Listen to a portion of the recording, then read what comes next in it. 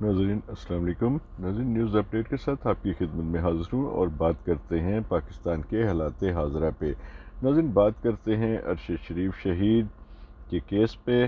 जो जिसका आज सुप्रीम कोर्ट ने सो मोटो एक्शन लिया है। ये जो 5 जजेस पर मुश्तमिल ये बेंच है जिसने ये नोटिस लिया है। तो नाज़रीन अब सबसे बड़ी बात ये है कि अरशद शरीफ शहीद अपनी ज़िंदगी में अब जो ऑनरेबल सुप्रीम कोर्ट है उसको ख़त लिखते हैं। इसके अलावा सदर पाकिस्तान को, वज़ीर आज़म पाकिस्तान को, वज़ारत दाखिला को, वज़ारत दिफ़ा को, सबको ख़त लिखते हैं। उसमें बताते हैं उनकी जान को ख़तरा है, उनको धमकियाँ मिल रही हैं। तो लेकिन हमारे जो कोई भी इदारा जो है वो उनकी दरख्वास्त पे गौर नहीं करता और इनको इंसाफ नहीं मिलता। उनको पाकिस्तान में इतना तंग किया जाता है कि वो पाकिस्तान छोड़ने पे मजबूर हो जाते हैं। वो दुबई जाते हैं और दुबई में उनका पीछा किया जाता है। दुबई हुकाम को जो है वो प्रेशराइज़ किया जाता है कि अरशद शरीफ को यहाँ से निकाला जाए, और 30 दिन का वीज़ा होता है और 13वें दिन जो है दुबई हुकाम को मजबूर किया जाता है कि वो अरशद शरीफ को यहाँ से निकालें। तो दुबई हुकाम उनको उधर से निकाल देते हैं। फिर उसके बाद वो कीनिया में चले जाते हैं और कीनिया में उनकी शहादत हो जाती है। और नज़र ये जो फैक्ट फाइंडिंग रिपोर्ट है, ये जो हमारे FIA के कुछ अफसरान और कुछ इंटेलिजेंस के अफसरान जो गए थे इस केस की इन्वेस्टिगेशन के लिए, तो वो भी यही बताते हैं कि ये एक प्लान टारगेट किलिंग थी। तो नज़र इसमें जो पॉइंट हैं वो कुछ उसमें जो अभी तक उनका जवाब नहीं मिल सका इस फैक्ट फाइंडिंग जो रिपोर्ट है, इसमें जो ये जो अफसरान नहीं दे सकते इन सवालों का जवाब, उन्होंने अभी इसमें कोई मेंशन नहीं किया। उसमें जो पॉइंट था कि दुबई से कौन इतना ताकतवर शख्स था जो दुबई हुकाम को प्रेशराइज़ कर रहा था कि अरशद शरीफ शहीद को दुबई से निकाला जाए। तो उसके बाद जो है फिर वो जब वो कीनिया जाते हैं, वो कीनिया से फिर दुबई के लिए वीज़ा के लिए अप्लाई करते हैं। 3 दफ़ा वो दरख्वास्त देते हैं, एप्लीकेशन देते हैं यानी वीज़ा के लिए दुबई का, लेकिन वो 3 दफ़ा उनका वीज़ा रिजेक्ट करवा दिया जाता है। तो नज़र उसके बाद इस सवाल का जवाब भी नहीं मिला कि कीनिया उनको जाने का किसने मशवरा दिया। तो ये और उसके बाद नाज़रीन ये जो 16 FIR हुई हैं, इसके पीछे कौन था, कौन इतने ताकतवर शख्स थे जो अरशद शरीफ शहीद के पीछे थे और जो उनके ऊपर FIR करवा रहे थे। लेकिन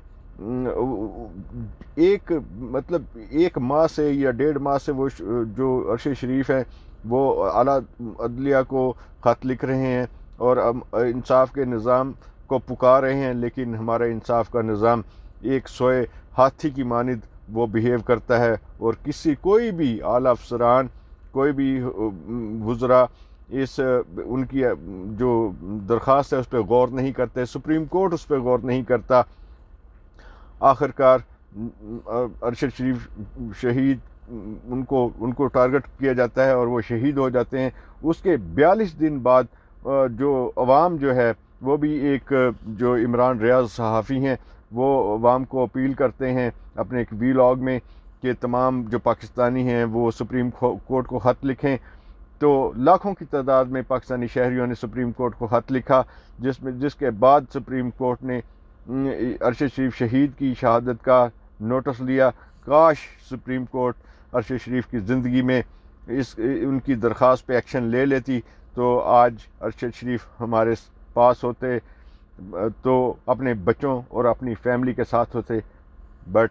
ये ऐसा नहीं हो सका। तो उनकी जब वो मनो मिट्टी के नीचे चले गए और अवाम ने लाखों की तादाद में ख़त लिखे सुप्रीम कोर्ट को, तब सुप्रीम कोर्ट को होश आया कि वो इस केस का सो मोटो एक्शन ले। यानी सुप्रीम कोर्ट मजबूर हो गई अवाम के इन खतूत के ऊपर। तो फिर उसके बाद उन्होंने नोटिस लिया और जो है इस केस का उन्होंने आज समाअत की है। नाज़रीन दूसरी बात यह है कि सुप्रीम कोर्ट ने सवाल उठाया कि जो ये फैक्ट फाइंडिंग जो ऑफिसर हैं जिन्होंने ये रिपोर्ट सुप्रीम कोर्ट में पेश की है और ये बग़ैर FIR के ایک کیس کی انویسٹیگیشن کرنے چلے گئے تھے، لیکن سب سے پہلے ایف آئی آر درج ہونی چاہیے تھی، لیکن وہ بھی پولیس نے اپنی مدعیت میں تھانہ رمنا میں یہ ایف آئی آر اسلام آباد میں درج کر لی ہے۔ لیکن اس میں پولیس کی ہوشیاری یہ ہے کہ یا تو پولیس کے پیچھے کچھ ایسے طاقتور لوگ ہیں جنہوں نے یہ ایف آئی آر جو ہے وہ درج کروائی ہے، لیکن یہ ارشد شریف کی والدہ کی یہ خواہش تھی کہ وہ یہ درخواست وہ اپنی مدعیت میں درج کرواتی، لیکن ان کو یہ حق نہیں دیا گیا، اور پولیس نے بڑی ہوشیاری کے ساتھ یہ اپنی مدعیت میں ایف آئی آر درج کر لی ہے۔ اب ناظرین دیکھیں کہ ہمارا انصاف کا نظام کیا اس ایف آئی آر کو کینسل کروائے گا، کیا ہماری عدالتیں اس ایف آئی آر کو کینسل کروائیں گی اور ارشد شریف کی شہید کی والدہ کو یہ اجازت دیں گی کہ وہ اپنی مدعیت میں یہ ایف آئی آر درج کرائیں، اور وہ جس کو ملزم سمجھتی ہیں اس کیس میں ان کا نام اس میں مینشن کیا جائے۔ تو ناظرین یہ ایک دیکھتے ہیں کہ اب سپریم کورٹ اپنی نیکسٹ سماعت میں کیا لائے عمل اختیار کرتی ہے۔ ناظرین اس میں جو فیکٹ فائنڈنگ رپورٹ ہے جن افسران نے پیش کی ہے، ناظرین وہ کچھ سوالات ہیں جن کا جواب ابھی تک وہ نہیں اس فیکٹ فائنڈنگ رپورٹ میں صحیح طرح نہیں دے سکے۔ صرف ایک پولیس افسر کا انہوں نے بیان، ایک ایس ایچ او کا بیان، وہ کراچی کا ایک جو ہے تھانہ، اس کا ایک ایس ایچ او ہے جس کا وہ بیان جو ہے یہ میمن گوٹ تھانہ کا ایس ایچ او عتیق الرحمان ہے، اس کا وہ بیان صرف اور صرف اس میں رپورٹ میں شامل کرتے ہیں، جس میں ایس ایس پی جو عرفان بہادر ہے وہ ایس ایچ او کو بلواتا ہے اپنے آفس میں، اور اس کے پاس 3-4 اور افسران بھی بیٹھے ہوتے ہیں جو ایس ایچ او کو حکم دیتے ہیں کہ وہ ارشد شریف کے اوپر ایف آئی آر درج کرے۔ لیکن ایس ایچ او کہتا ہے کہ یہ جو غداری اور بغاوت کا جو مقدمہ ہے یہ حکومت کی اجازت کے بغیر درج نہیں ہوتا، لیکن اس کی اجازت لینی پڑتی تب یہ ایف آئی آر درج ہوتی ہے۔ لیکن ایس ایس پی جو ہے وہ کہتا ہے کہ یہ بعد میں جو حکومت سے اجازت لے لی جائے گی اور آپ ایف آئی آر درج کریں۔ ناظرین یہ صرف ایک ایس ایچ او کا بیان ہے، باقی 15 جو ایس ایچ او صاحبان ہیں ان کی ابھی تک کوئی بھی اس رپورٹ میں شامل نہیں کی گئی رپورٹ کہ ان کا کیا کہنا ہے ان ایف آئی آر کے اوپر اور یہ کون لوگ درج کروا رہے تھے۔ تو ناظرین اس میں جو مین پوائنٹ ہے، اگر سپریم کورٹ اس کیس کی تہہ تک صحیح طرح پہنچ گئی تو یہ ملزمان جو کیفری کردار تک پہنچ سکتے ہیں، ورنہ یہ صرف اخبارات ٹی وی چینل کی صرف اور صرف یہ خبروں کی حد تک ہی یہ کیس ہوگا۔ اب دیکھتے ہیں کہ ارشد شریف شہید ان کی والدہ اور ان کی بیوہ اور ان کے یتیم بچوں کو کیا سپریم کورٹ انصاف فراہم کرنے میں کامیاب ہوگی، اور کیا یہ جو اس کیس کے جو ملزمان تھے ان کو کیا کیفر کردار تک پہنچائے گی۔ لیکن ناظرین اس میں جو کچھ پوائنٹ ہیں جو یہ فیکٹ فائنڈنگ جو افسران ہیں یہ اس میں جو رپورٹ میں یہ جو مسنگ ہے پوائنٹ، اس میں کون شخص تھے جنہوں نے 16 ایف آئی آر درج کروائیں بغاوت کی، غداری کی، اور ناظرین اس میں جب وہ دبئی گئے اور دبئی سے کس طاقتور شخص کے کہنے پہ دبئی حکام نے ان کو دبئی سے نکلنے کا حکم دیا، جبکہ ان کے پاس 30 دن کا ویزا تھا اور 13ویں دن ان کو دبئی سے نکلوا دیا گیا۔ تو اور دوسرا پوائنٹ اس میں یہ ہے کہ کون وہ شخص تھا جس نے ان کو کینیا جانے کا مشورہ دیا، اور پھر اس کے بعد کہ وہ کینیا سے دبئی کا ویزا اپلائی کرتے ہیں 3 دفعہ، لیکن ان کا ویزا ریجیکٹ کروا دیا جاتا ہے۔ تو یہ ناظرین یہ، اور اس کے بعد جو ہے کہ پاکستان اور بیرون ملک پاکستان سے جب ارشد شریف شہید جو ہیں وہ کینیا جاتے ہیں، ان سے ہفتہ 2 ہفتہ پہلے کتنے پاکستانی کینیا میں انٹر ہوئے، وہ کس کیٹاگری کے لوگ تھے، یہ ناظرین یہ ساری چیزوں کے سوالات کے جواب ابھی تک نہیں مل سکے۔ تو ناظرین اگر ہمارا سپریم کورٹ کاش اس واقعہ سے پہلے یعنی ارشد شریف کی زندگی میں ان کی درخواست پہ سوموٹو لے لیتے تو آج ارشد شریف وہ شہید نہ ہوتے، ان کی ٹارگٹ کلنگ نہ ہوتی۔ تو یہ ناظرین ہمارا جو انصاف کا نظام ہے وہ ایک اس میں جو مسائل ہیں وہ آج تک 70-72 سال میں ہم حل نہیں ہو سکے۔ عمران خان اسی بات پہ ناظرین پوری قوم اس کے پیچھے ہے کہ وہ انصاف کی بات کرتا ہے، اور جس ملک میں ناظرین انصاف، اگر ہمارا ملک میں آپ کو پتہ ہے کرپشن کی اجارہ داری ہے، کرپٹ عناصر کی اجارہ داری ہے، لیکن اگر ہمارے اعلیٰ عدلیہ انصاف دیتی ہوتی تو اس ملک میں آج کچھ ماحول اور ہوتا، ہمارا ملک ترقی کرتا ہوتا، لیکن ہمارا ملک تنزلی کی طرف جا رہا ہے صرف اسی وجہ سے کہ ہمارے ملک میں انصاف کا نظام کا جو برا حال ہے، وہ ایک ہمارا ملک صرف اور صرف ہم پستی کی طرف جا رہے ہیں اور ترقی کا کوئی بھی شائبہ نظر نہیں آتا۔ تو نظر یہ جو مسائل ہیں، ان تمام مسائل کی جو جڑ ہے وہ ہمارا انصاف کا نظام ہے، جو ہماری اعلیٰ عدلیہ اس انصاف کے نظام کو ابھی تک جو طاقتور اور مضبوط نہ بنا سکے۔ ناظرین ایک بات سوچئے کہ جب ایک شخص 5 وقت کی نماز پڑھتا ہے اور خدا کے آگے جھکتا ہے تو وہ خدا کے خوف سے ڈرتا ہے، وہ کوئی برا کام نہیں کرتا۔ تو جب مجھے سمجھ نہیں آتی ہے کہ ہمارے جج کیسے یہ رات کو ان کو نیند کیسے آتی ہے کہ جب ملک میں اتنی افراتفری ہے اور ملک میں لوگ ذبح ہو رہے ہیں، لوگ قتل ہو رہے ہیں، لوگوں کو انصاف نہیں ملتا، اور ہمارے ججز کو پتہ نہیں کیسے نیند آ جاتی ہے، اور یہ کیسے اپنے یہ اتنے منصب پہ بیٹھے ہوئے، جو خدا نے ان کو یہ منصب عطا کیا ہے، اتنی عزت عطا کی ہے، لیکن یہ ان کی جو ایک خاموشی ہے جس کی وجہ سے یہ سارے مسائل جو پیدا ہو رہے ہیں اور ملک ایک ہجان کی طرف ملک بڑھ رہا ہے، اور پوری دنیا میں ہمارے انصاف کا نظام اس کی ایک تماشائی جو شکل پوری دنیا میں نظر آ رہی ہے کوئی۔ تو اس لیے پاکستان میں جو یہ جو جتنے بھی مسائل ہیں، ان میں تمام کے تمام جو ہیں وہ ادھر ہمارے ملک میں ناظرین آپ نے دیکھا کہ جو کرپٹ ہیں وہ طاقتور ہیں، اور ان کو کوئی بھی اعلیٰ عدلیہ ان کے خلاف ایکشن لینے کو تیار نہیں ہے، اور جو کمزور ہے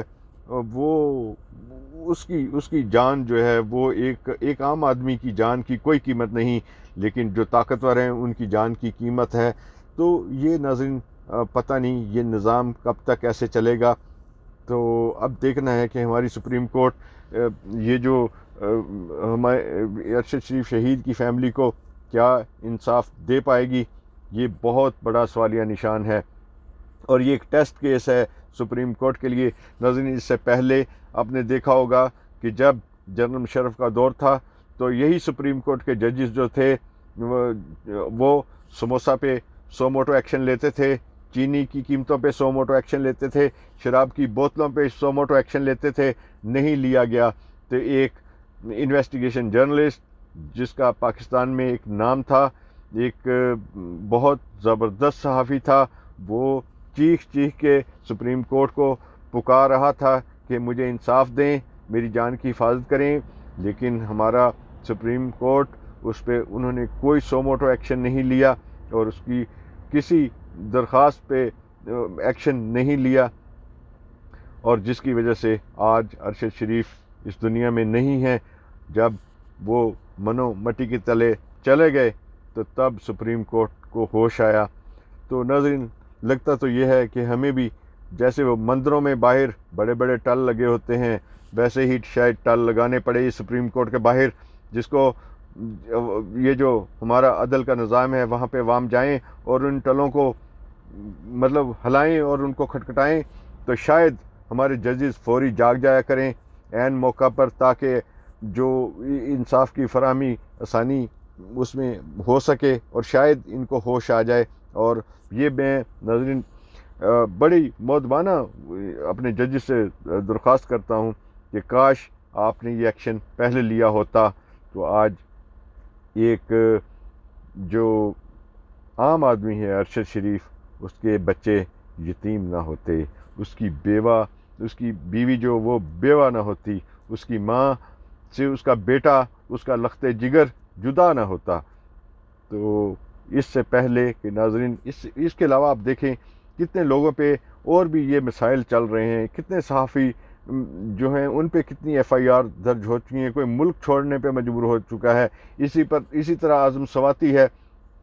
اس پہ کئی ایف آئی آر درج ہو چکی ہیں، وہ بھی سپریم کورٹ کے باہر چیخ چیخ کے بتا رہا ہے، لیکن کوئی بھی اس کی فریاد سننے کو تیار نہیں ہے، کوئی ججز اس کی درخواست پہ عمل کرنے والے نہیں ہیں۔ اب ناظرین دیکھنا ہے کہ ہمارے انصاف کا نظام کب اس میں بہتری آتی ہے، ہمارے سپریم کورٹ کے ججز کب یہ سوچتے ہیں کہ اس ملک میں